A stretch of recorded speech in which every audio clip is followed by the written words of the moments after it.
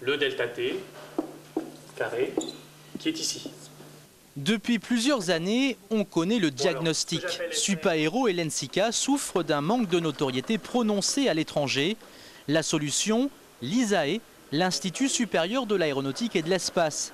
Il regroupera les deux écoles mais conservera malgré tout certaines spécificités.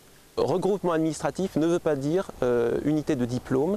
On va préserver au travers de ce rapprochement ce qui fait l'excellence des deux écoles. Donc les formations ingénieurs de Supaéro et de l'ENSICA sont maintenues et donc les élèves qui sont recrutés de façon différente sur deux concours distincts continueront à avoir des formations différentes.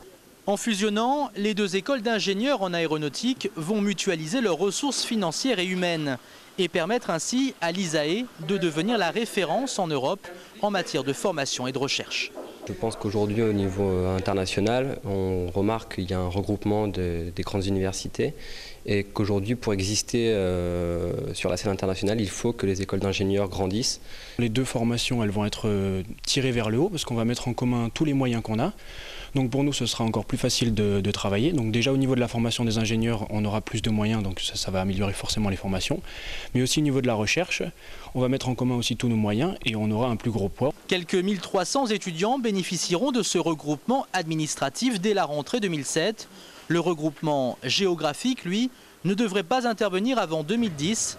Ce devrait être à Rangueil, sur l'Aerospace Campus. Et puis en bref, c'est maintenant officiel.